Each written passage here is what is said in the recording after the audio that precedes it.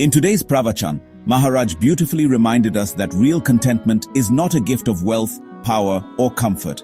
It is the fruit of surrender to God through Namasmarana. He explained that while the mind constantly compares our life with others, true peace comes only when we anchor ourselves in the divine name and accept God's will with love.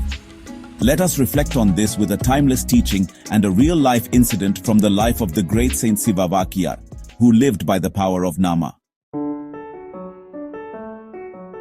Man commits an error or sin and implores God for pardon. It is evidently futile to expect such pardon if the sin is persisted in. Pardon is almost taken for granted. If the significance of the word pardon is properly understood, the word would not be used so lightly. It is plainly an attempt to cheat God, who, however, sees everything, including our innermost thoughts. God is so great indeed that he cannot be encompassed by our logical argument nor our puny intellect. He can only be propitiated by utter submission, and I would exhort you to adopt such submission. Contentment is entirely independent of external circumstances.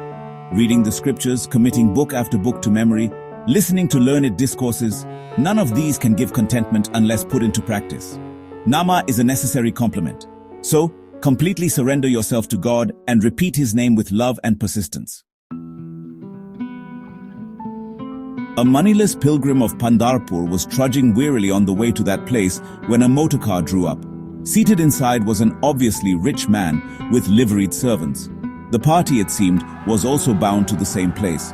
The poor pilgrim thought to himself, "Here I am, devout and sincere, making my way with difficulty, while this man, grown rich with his dishonest dealings, rides in a luxurious car.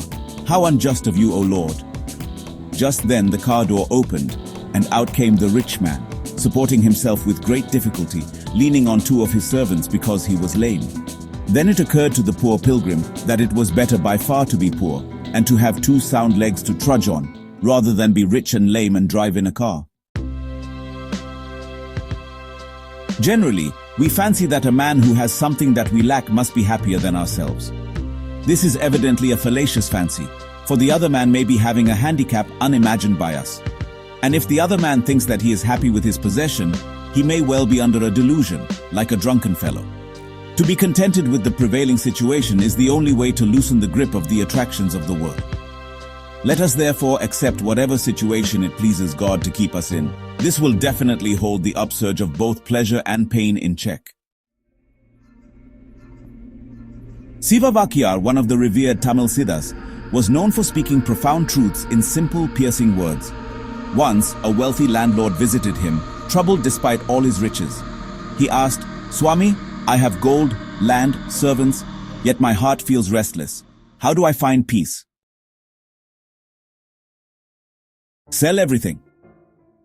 Not in the marketplace, but sell your attachment. Keep your wealth if God has given it, but repeat his name day and night. Only then will your mind rest. You know, Sivavaakiyar then narrated his own early life. Though not born into wealth, he once longed for comforts and recognition. But through years of chanting Shiva's name with absolute faith, he discovered that the joy from Nama was so complete that even when he had no food, shelter, or honor, his heart overflowed with bliss. From then on, he would often say, "The mind that drinks from the spring of the Lord's name will never thirst again." This, in fact, mirrors Maharaj's teaching, that contentment is not the absence of need, but the presence of God in the heart. Maharaj's Pravachan today makes it clear.